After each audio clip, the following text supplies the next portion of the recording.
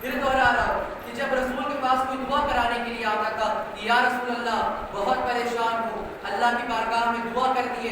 رسول کچھ نہ کہتے، بس خدا بند عالم کے بارگاہ میں ہاتھ اٹھا کے بس یہ کہتے اللہم ارحم علی فلان بحق علی، پروردگارا تجھے علی کا واسطہ اس کی پریشانیوں کو حل کر دے۔ رسول کے یہ جملے ہیں اللہم ارحم علی فلان بحق علی، یہ رسول کے جملے ہیں۔ اب یہاں پر جب ایک دن وہاں بھی صرف شیعوں کا مجمع نہیں تھا، یہ جو مجلس میں بیٹھے ہیں صرف ان کا مجمع نہیں تھا، وہاں بغض علی رکھنے والے بھی کئی تھے، ان میں سے 2 لوگ بھی تھے۔ جب مسجد میں رسول داخل ہوئے پیچھے پیچھے وہ 2 داخل ہوئے، ایک کونے میں جا کے بیٹھ گئے، اتنے میں علی داخل ہوئے۔ علی نے کہا یا رسول اللہ بہت پریشان ہوں، اللہ کی بارگاہ میں دعا کر دیے۔ اب سب کے کان کھڑے ہوئے کہ اب تک علی کا واسطہ دیتے تھے رسول، اب علی پریشان ہے تو کس کا واسطہ ہوگا؟ مسجد میں صرف 2 لوگ ہیں، یا تو اس کا واسطہ ہوگا یا میرا واسطہ ہوگا۔ اب جیسے ہی یہ کہنا تھا رسول نے ہاتھوں کو بلند کرا، رسول نے کہا اللہم ارحم علی علی بحق علی، پروردگارا تجھے علی کی عظمت و فضیلت کا واسطہ علی کی پریشانیوں کو حل کر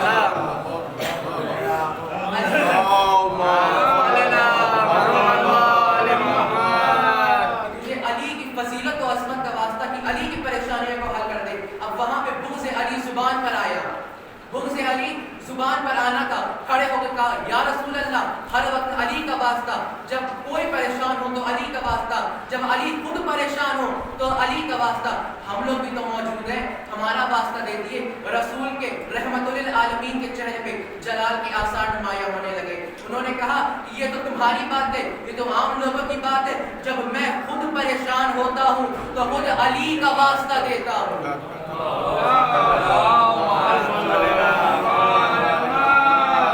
یہ فضیلت ہے مولانا۔ اللہ نے ابھی دیکھیں میں سرنامہ کلام کی طرف لوٹ رہا ہوں جس میں اللہ کہہ رہا ہے انما ولیکم اللہ، صرف اور صرف بس اور بس اللہ تمہارا ولی ہے، ورسولہ اس کا رسول تمہارا ولی ہے، والذین آمنوا الذین یقیمون الصلاۃ ویؤتون الزکاۃ والراحمون۔ اب یہاں پہ یہ ہے کہ جو لوگ ایمان لے کر آئے، جنہوں نے نماز قائم کی اور جو زکوٰۃ دیتے ہیں وہ تمہارے ولی ہیں۔ اب یہاں پر یہ تو سب کو معلوم ہے کہ مولا علی نے رکوع کی حالت میں زکوٰۃ دی، تب اس آیت سے یہ صاف ہو گیا اللہ ہمارا ولی، رسول ہمارا ولی، علی ہمارے ولی، یہ 3 ولی۔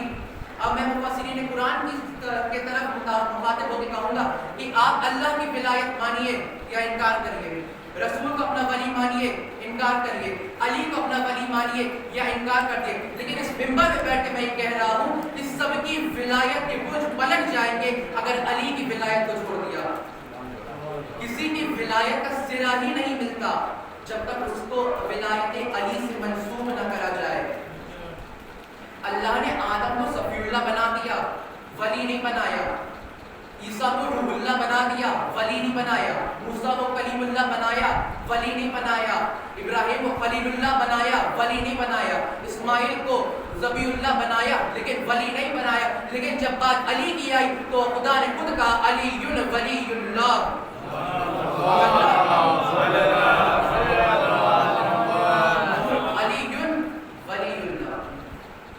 اگر علی ولی نہیں ہوتے رسول شب ہجرت یہ نہ کہتے کہ علی میرے بستر پر سو جاؤ، مجھے بس یہیں تک آنا تھا، شب ہجرت تک لے آنا تھا آپ کو۔ کہ شب ہجرت میں رسول نے علی کو بلایا، کہا یا علی آج میں ہجرت کر رہا ہوں، آپ میرے بستر پر سو جائیے۔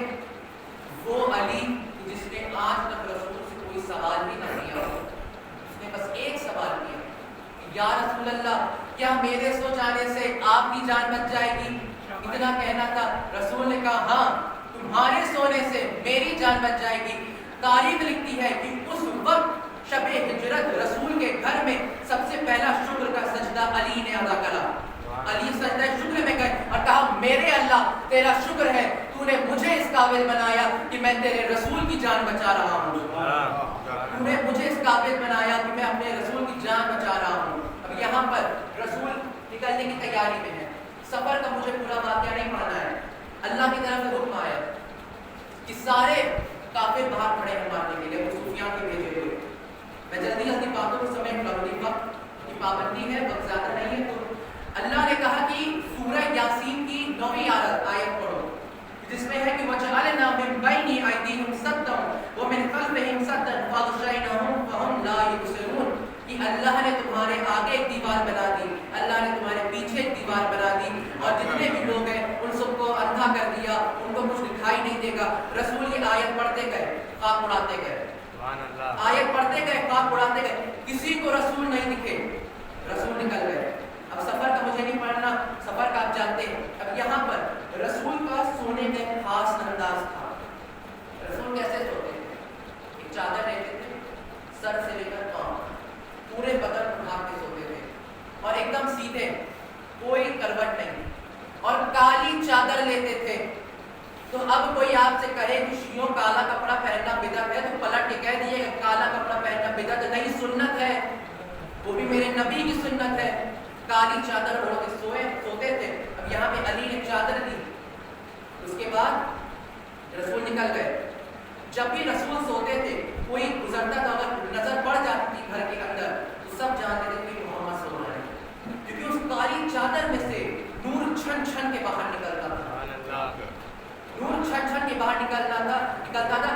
ایک وجہ یہی ہے کہ رسول نے صرف علی کو کہا کہ میرے بستر پر سو جاؤ, کیونکہ مکے والے باقی سارے تاریخی تھے, صرف علی نور کے دو حصے کے وارث تھے.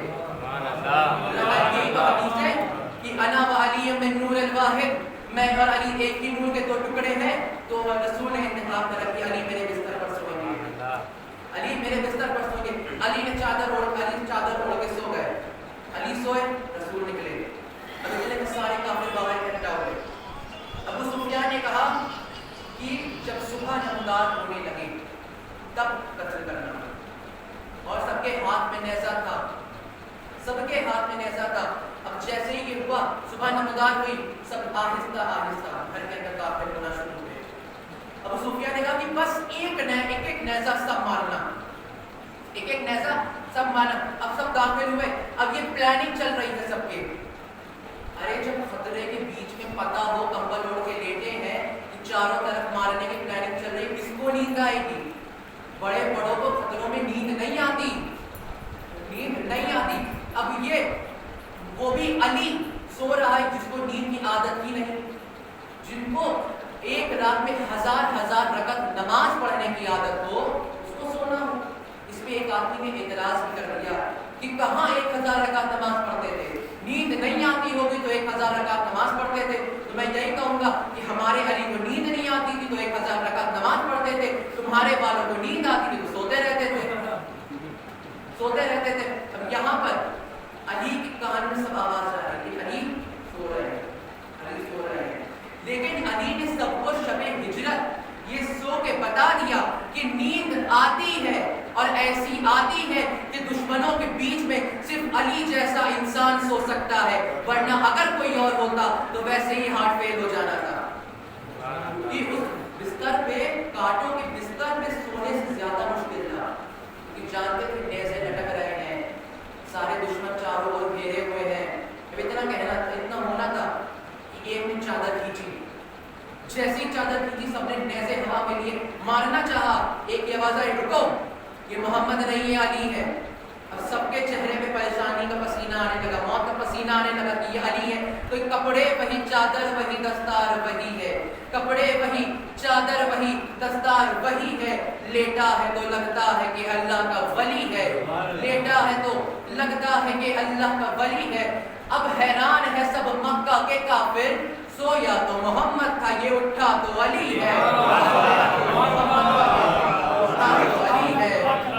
اب ادھر دیکھنا تھا کہ علی لیٹے ہیں بستر پر. ایک کی آواز آئی, بھاگو یہاں سے.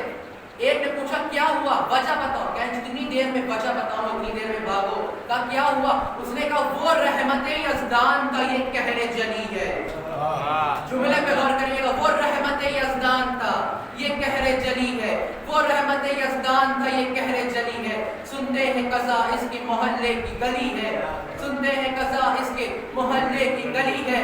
احباب اگر جان بچانا ہے تو بھاگو, تم نے جسے سمجھا تھا محمد وہ علی ہے, تم نے جسے سمجھا تھا محمد وہ علی ہے.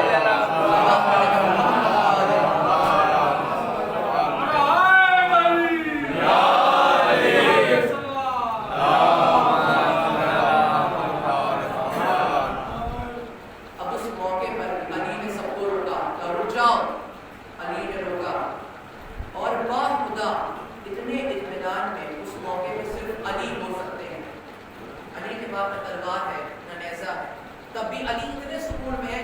علی نے بس جلال میں کہا چادر واپس کرو, چادر واپس کرو, کیونکہ حکم پروردگار تھا کہ آج رات علی کو سونا ہے. تو اب کسی کے اندر ضرورت ہی نہیں تھی کہ علی کو منع کر دے چادر دینے سے. علی کو چادر واپس دی, علی کو سو. صبح رمضان میں مکے میں ایک شور ہے, رسول ہجرت کر گئے.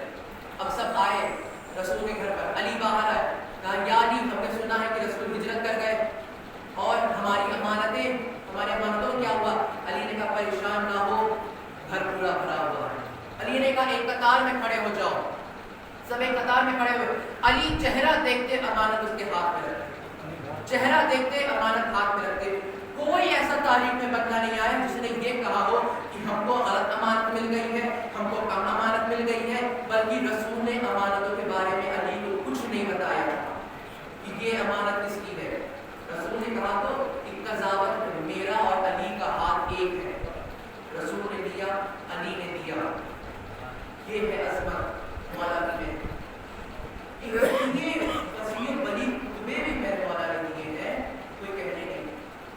اور مولا نے جو مولا کتاب ہے نہج البلاغہ, کسی گھر کی کتاب نہیں, اس میں سارے مولا کے خطبات, مولا نے کچھ چیزیں کہی ہیں اور جتنے بھی لیٹرز سب ہیں, سب اس میں زیادہ تر مولا نے ہم لوگ کی کیریکٹر ڈیولپمنٹ پہ بات کری, پرسنالٹی ڈیولپمنٹ. اپنا کیریکٹر ہم لوگ کیسے سدھاریں, کیسے ہم لوگ اپنا کیریکٹر سدھاریں. ہم لوگ کیا سوچتے ہیں کہ ہم لوگ اس میں وہ سب چیزیں ہیں. خطبہ نمبر 28 میں 11 وارننگز ہیں امام کی ساری امت کے لیے. ہم لوگ کیا سوچتے ہیں کہ ہم لوگ وہ کام کریں گے جو مولا نے منع کرا, وہ سارے کام کریں گے, ہم وہ ساری چیزیں سنیں گے جو مولا نے منع کرا, تب بھی ہمارے قبر میں امیر المومنین آئیں گے. کیا بات تھوڑی کڑوی ہے لیکن صحیح ہے. وہ آ سکتے ہیں, وہ ان کا کرم ہے, لیکن ہم لوگ اپنا اعمال کیسا لے کے جائیں گے, اپنا چہرہ کیسا لے کے جائیں گے ان کے سامنے. یہ تو ہے نا. میرے مولا نے ایسے خطبے دیے ہیں کہ ایک غیر اسلامی اسکالر نے کہا کہ مسلمانوں کو شرم آنی چاہیے کہ تمہارے پاس علی جیسا بندہ تھا اور تم نے اس کو تلوار ہاتھ میں دے دی, تلوار ہاتھ میں دے دی. کبھی خیبر میں لڑوا رہے ہیں, کبھی نہروان میں, کبھی احد, کبھی بدر, کبھی مطلب جنگے میں تبلیغ کر دیا. تم کچھ نہ کرتے, صرف ممبر دیتے, وہ بولتا تم لکھتے. وہ اتنا بتا دیتے کہ آج تک جو ریسرچ ہو رہی ہے اس کی ضرورت نہ پڑتی. میرے مولا نے بھی یہ کہا ہے اگر مجھ سے پوچھتے تو میں علم کی گاٹھیں کھول کے تم کو بتاتا کہ کیا ہے یہ سب چیزیں. لیکن مولا آخری وقت تک اپنے کہتے رہے, سینے پہ ہاتھ مارے کہ ہائے حضرت, ہائے حضرت. جب صحابی پوچھتے تھے کہ مولا کیا ہے آپ کی حضرت, مولا بس یہ کہتے کہ جتنا بڑا عالم تھا اتنا کسی نے پوچھا نہیں, اور جتنا بڑا سخی تھا اتنا کسی نے مانگا نہیں. میرے مولا کی ریسرچ میں بات آئی ہے تو ابھی ایک ماڈرن ہی بتا دوں, ابھی پہلے ہی کا کہ ایک آدمی نے 20 سال اپنی ریسرچ چیڑیوں میں کی, 20 سال جنگلوں میں رہ کر, اور وہ الگ الگ جنگلوں میں رہتے, اور انہوں نے 20 سال کے بعد اتنا پتہ لگایا کہ چیڑیوں کی کتنی پرجاتیاں ہوتی ہیں, کتنے رنگ کی ہوتی ہے, کیسی ہوتی, بس اتنا بتا پائے. 20 سال بعد آئے, کتاب لکھی, مارکیٹ میں پھینکی, لوگوں نے کتاب کو سر پہ اٹھا لیا, سر پہ کتاب کو اٹھا لیا. پہلے 20 سال اس نے گزار دیے چیٹیوں پہ ریسرچ کرتے ہوئے. جیسے یہ خبر ایران جانی تھی, ایک عالم نے مولا علی کا خطبہ اس کو بھیج دیا. وہ خطبہ مولا کا چیٹیوں پہ تھا. اس نے جیسے ہی اس خطبے کو پڑھا اپنا سر پہ ہاتھ مار کے کہنے لگا کاش میں نے یہ خطبہ پہلے پڑھ لیا ہوتا تو آج میری 20 سال کا وقت نہ ضائع ہوتا. یعنی کہ آج کے دن میں ہم اتنا بتا پا رہے ہیں کہ چیٹیوں کی جاتیں کتنی ہوتی ہیں, وہ 1400 سال پہلے بتا کے چلا گیا کہ چیٹیوں کے اندر رگیں کتنی ہوتی ہیں. وہ سب چیز یہ خطبہ ہے میرے سامنے, خطبہ نمبر 183 نہج البلاغہ کا. وقت نہیں ہے, انشاءاللہ آگے موقع ملا تو اس کی تفصیلی پورا بیان کروں گا. آپ کو نہج البلاغہ ضرور پڑھنا چاہیے. ایسے ایسے اس میں راز ہیں, نہیں عربی سمجھ میں نہیں, انگلش میں نہیں, کوئی بہت بڑی بات نہیں, لیکن پڑھیے اس کو. اور نماز پہ بھی مولا نے بہت ایمفسائز کرا ہے. ہم لوگ نماز کیا سوچتے ہیں, ابھی پڑھ رہے ہیں, تھوڑی دیر بعد 10 منٹ بعد یہ کام کر لیں پھر نماز پڑھ لیں. معصوم نے کہا کہ جو یہ نماز ٹالے گا, نماز نہ پڑھنے والے کو نہیں کہا, نماز ٹال رہا ہے اس کو ہماری شفاعت نصیب نہیں ہوگی. سبحان اللہ. صرف نماز ٹالنے پر 10 منٹ ٹالا شفاعت گئی. یہ ہے نماز کی فضیلت. مولانا بتائے ہم لوگ کیا کر رہے ہیں دنیا میں. ہم لوگ یہ سوچتے ہیں اور محشر کا منظر یہ ہوگا کہ سورج سوان ایسے پہ تو نہیں ہوگا, لیکن اس کی شدت اتنی ہوگی کہ لوگ اپنے ہی پسینے میں غرق ہو رہے ہوں گے. لوگ اپنے اپنے زمانے میں نبی سے کہیں گے کہ اللہ سے کہیں کہ ہمیں جہنم میں بھیجنا ہے تو بھیج دے, لیکن حساب شروع کر دے, حساب شروع کر دے. اور کسی نبی کے اندر ضرورت نہیں ہوگی کہ وہ اللہ سے کلام کرے. اس وقت اللہ اپنے جلال میں ہوگا اور سارے نبیوں کی نظر ہمارے رسول خدا پر ہوگی. یہاں تک کہ معصومی بتاتے ہیں ان کے اندر بھی کوئی ضرورت نہیں ہوگی کہ اللہ سے کلام کر سکیں. اللہ اپنے جلال میں ہوگا. لیکن اس وقت فوراً کتابوں میں لکھا ہے کہ رسول خدا سجدے میں جائیں گے, پھر اس کی جلال کے اوپر ان کی رحمت حاوی ہو جائے گی. اور ہم کیا سوچتے ہیں کہ محشر کے دن میں مولا علی پرچم لے کر آئیں گے, ہم لوگ پرچم کی ٹھنڈی ہواؤں کے نیچے رہیں گے اور ہم لوگ ساتھی کوثر کے ہاتھ سے کوثر پئیں گے. کیوں ہم لوگ شیعہ ہیں؟ لیکن جب ہمارا کیریکٹر نہیں چاہیے گا, مولا ہمیں پرچم کے نیچے بلا لیں گے, قطار میں بھی کھڑا کر لیں گے, لیکن جب روبرو ہوں گے تو اگر مولا نے پلٹ کر پوچھ لیا کہ تم نے اس دنیا میں کیا کرا, کیا جواب رہے گا؟ کہ میں نے وہ سارے کام جو نہیں کرنے کو کہے تم نے کرے, ہم نے جو نہیں دیکھنے کو کہا تم نے دیکھا, ہم نے جو نہیں سننے کو کہا تو تم نے سنا, اور جو کرنے کو کہا تو وہ نہیں کرا. کیا جواب؟ بات کر لی میں نے پہلے بھی کہا تھا, لیکن سچ ہے یہی سچ ہے کہ ہم اللہ نے ہمارے لیے اہل بیت کو ایک نمونہ عمل بنا کے زمین پر بھیجا کہ جو پورے اہل بیت اللہ کے دین پہ قربان ہو رہے ہو, ہمیں تو کچھ سیکھنا چاہیے ان سے. امام حسین نے دین اسلام کے لیے سجدے میں سر کٹایا. امام حسن 28 صفر کو مولا روزے سے تھے, افطار کے وقت زہر دیا گیا. بی بی زینب, یہ تو 5 وقت کی واجب نماز کی بات ہو رہی ہے. بی بی زینب جو کربلا سے کوفہ سے شام آئی ہیں, سر پہ چادر نہیں تھی, بنا پلانوں کی اونٹ پہ آئی, تبھی بی بی کی نماز شب, ایک نماز شب قضا نہیں ہوئی, ایک نماز شب نہیں قضا. میرے مولا علی کو تو نماز ہی میں شہید کر دیا گیا. یہ ان سب لوگوں سے ہمیں سیکھنا چاہیے کچھ. جب علی کو ضربت لگی, اپنے مسائل میں پڑھا کہ وقت بہت کم ہے, ٹائم گزر کر پابندی کی وقت کی میرے, تو اب جب علی کو ضربت لگی ہے تو علی نے کہا فزت برب الکعبہ, رب کعبہ کی قسم آج علی کامیاب ہو گیا. یہ رمضان کے مہینے ہے, عنایت شہادت کے روز آئیں گے. پھر اس میں مولا کو جب زخمی علی کو گھر لے جایا جا رہا تھا, جیسے ہی علی کے گھر کا موڑ آنا تھا, علی نے رو کر کہا حسن ان سب سے کہو اپنے گھروں کو واپس چلے جائیں, ان سب سے کہو اپنے گھروں کو واپس چلے جائیں, کیونکہ میری غیرت نہیں برداشت کرے گی کہ میری بیٹیوں کے رونے کی آواز ان کے کانوں تک پہنچے, میری بیٹیوں کے رونے کی آواز ان کی کانوں تک پہنچے. میں کہوں گا مولا یہ چاہنے والوں کا مجمع ہے, باپ کا سایہ ابھی ہے, 18 بھائیوں کا ساتھ ہے, ابھی آنے دے ان کو. لیکن جب کوفہ اور شام کے بازار میں جب زینب و ام کلثوم اکیلی ہوں گی, سر پہ چادر نہیں ہوگی, پتھروں کی بارش ہوگی, بھائیوں کے کٹے ہوئے سر ہوں گے, تب زینب نجف کا رخ کر کے کہے گی کہ بابا آ کے دیکھو زینب اجڑ گئی, زینب اجڑ گئی. تو شام کے بازار کا یہی منظر ہے کہ جب شام کا بازار آنا تھا, صدر دروازہ آیا شام کا, چوتھے امام غش کی حالت میں باہر ہے.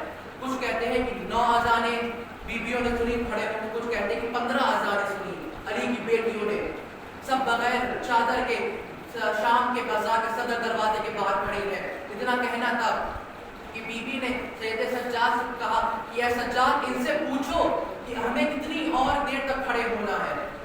سید سجاد نے ایک سپاہی سے پوچھا کہ اور کتنی دیر تک کھڑے ہونا ہے, کتنی دیر تک کھڑے ہونا. اس نے کہا ابھی رک جاؤ, ابھی بازار سج رہے ہیں, ابھی अभी तमाशाइये इकट्ठा हो रहे हैं, इतना कहना था। थोड़ी देर में शाम का सदर दरवाजा खुला, शाम का सदर दरवाजा खुलना था। बाकिर ने बाप का शाना हिलाया, कहा बाबा आंखें खोल, शाम का मंजर देख। जैसे ही सज्जाद ने अपने सर को उठाया, देखा शराबियों का मजमा है, हाथ में शराब के जाम है, दबल बज रहे हैं और ये ऐलान हो रहा है कि ये अली और फातिमा की बेटियां हैं। इतने में एक सिपाही दाखिल हुआ, कहने लगा कि कैदी इब्ने ज़ियाद ने ये एक खत भेजा है, ये खत भेजा है, ये पढ़ो। उसमें लिखा था कि कैदी अब तक अली की बेटी ऊंट पे आई है, अब इस बाजार में पैदल चलेगी, इस बाजार में पैदल चलेगी। इतना कहना था। ज़ैनब ने कहा सज्जाद इससे कहते मैं पैदल नहीं चलने वाली इस बाजार में, इसमें तो मर्द भी चलने से शर्माए, ज़ैनब नहीं चलेगी। इतना कहना था। उसने ताजियाने उठाया, सज्जाद को मारने को चाहा। सकीना ऊंट से गिरी, सकीना ने कहा मत मार मेरे भाई को, मेरी माँ बहने अमीर बाप की बेटी है, मैं गरीब करबला की बेटी हूँ, मुझे बता किधर चलना है, मुझे बता किधर चलना है। इतना कहना था।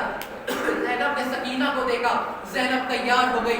ज़ैनब ने जैसे ही कदम रखा बाजार में, ज़ैनब ने हुसैन से कहा हुसैन पढ़ कुरान, ज़ैनब बाजार में चल रही है। इतना कहना था। हुसैन ने बिस्मिल्लाह करी, ज़ैनब ने पहला कदम बाजार में रखना था, पत्थरों की बारिश हुई। ज़ैनब ने कहा हुसैन आंखें खोल, देख ज़ैनब उजड़ गई।